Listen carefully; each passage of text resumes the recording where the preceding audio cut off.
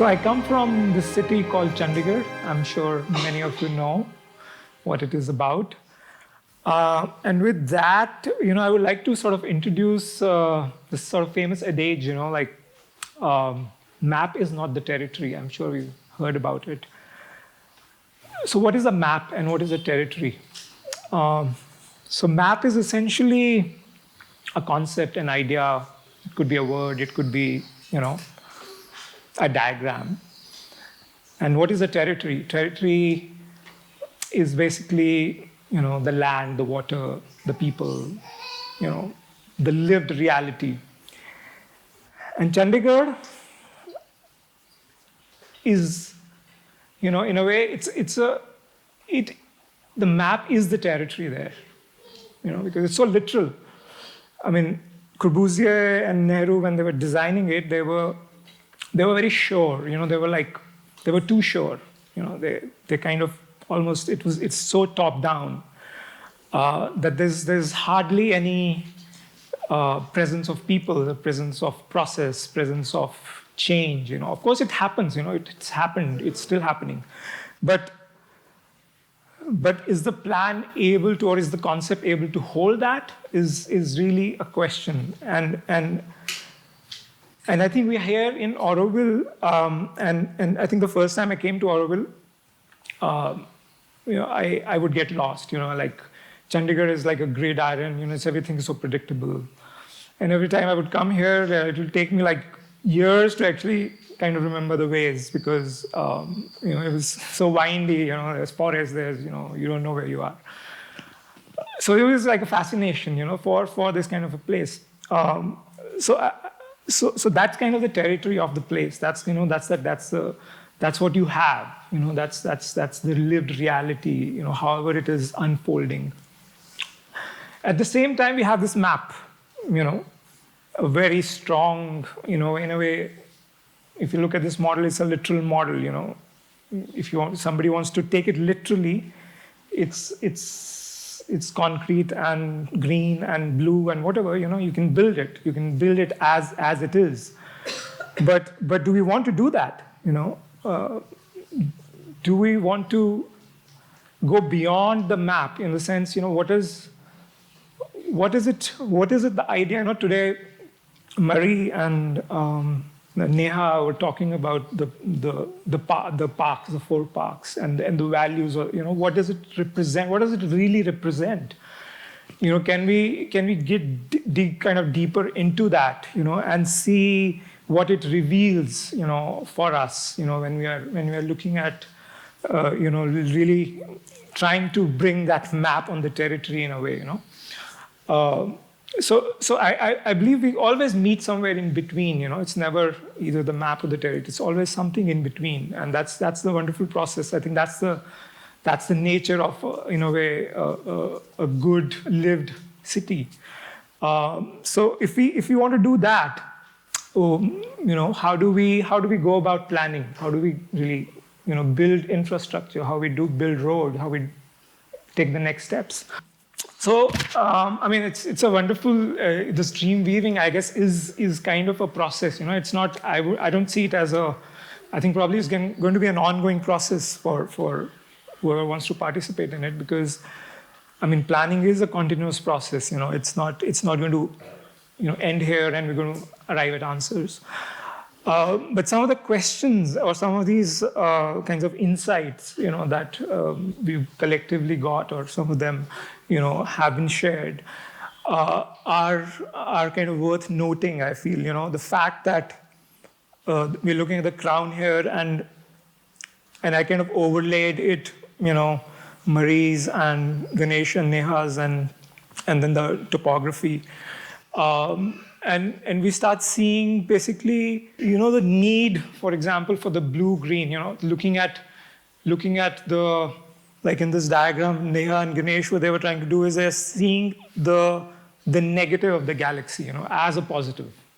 They're looking at it as something that could kind of pre-exist in a way, that, and that doesn't necessarily come from just the form of it, I feel. It can come from the, from our experiences with water, with how the slopes are working, where the trees are, all that. And also the diagram, the diagram of the galaxy, what it's doing and what it's doing, in terms of how it's intersecting with those. Does it make sense to actually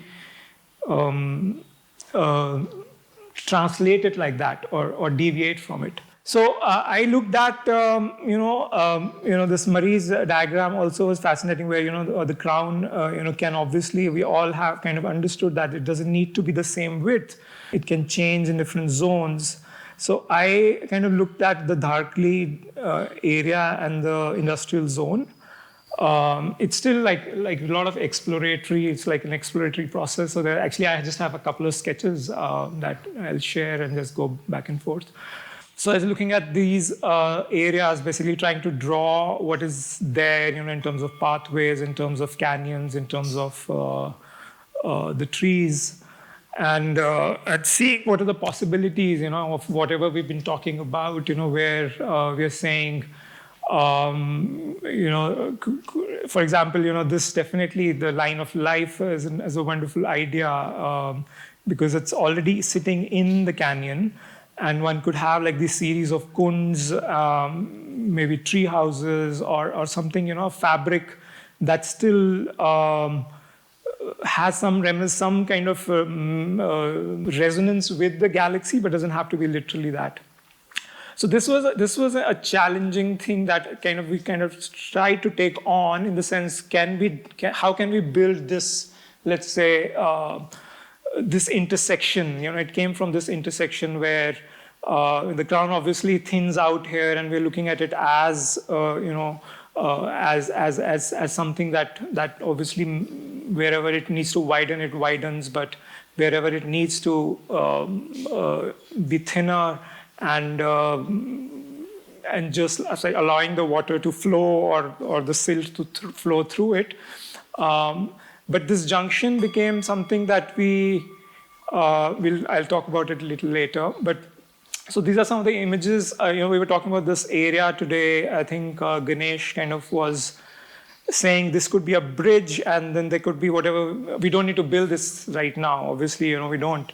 But what could be the vision for it? So I was looking at it as, a lot of these sort of villages that are built on the stilts all world over, where the similar kind of prerequisites of, the water, or, letting the floods kind of happen through it. But what I'm trying to do here with the crown here is to actually have it as a kind of a porous, positive mass, which allows for that percolation. It can also, we were talking about, through, the last discussion with the infrastructure consultants, we could have a walk-in, like a a duct that one can walk into, which can be integrated within this. Sorry, they're faded out, but this is more like this area, looking at it from here. Some of the cross sections we've been thinking of what this could be, and it could have a lot of character. This built landscape. It could have gabions, could have eventually moss growing, or things growing. It really becomes a solid mass, which can allow for this porosity. We could also maybe cantilever a bit of it. So there are different possibilities. So this cross-section, once again, looking at how we can negotiate that corner or that intersection with the raised crown, and these are different levels that one could enter into from the crown itself. And then like through these widened areas, one could enter the line of force and create this very interesting urban form here. So here we are kind of thinking of these as structural, either the structures, the services, all could kind of happen through these cores which are coming ground. So it's like stilts, basically everything is on stilts, but allowing for the forest to weave in. So this is like the area in between the two lines of forces. So this could, like what we've been talking about, what Shelda also just presented. I mean, this can this is very doable, I feel, where we have a character which we can, in a way, define like how much areas, let's say in terms of percentages that we allow it to be really close to the ground. So we could create sort of these zones almost, and have that character emerge.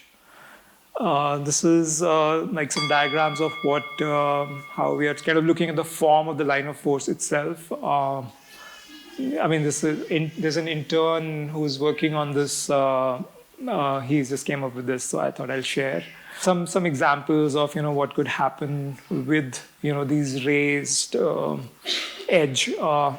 This is a project that we are working on, which is in Abohar, where we are looking at the blue-green infrastructure, inserting it into the city.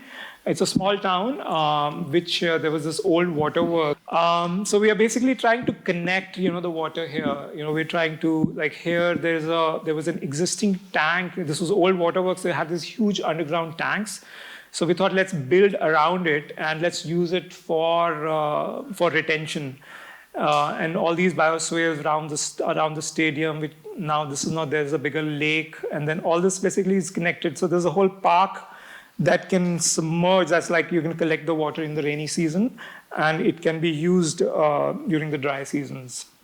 So this is that park. This is the Bauli we're trying to create with the existing infrastructure, existing water tank, something like this. So what I'm saying is it's a water, and that blue-green infrastructure could become, the key to this question, at least at this stage, how do we sort of lay it out so other things can plug into it? Thank you.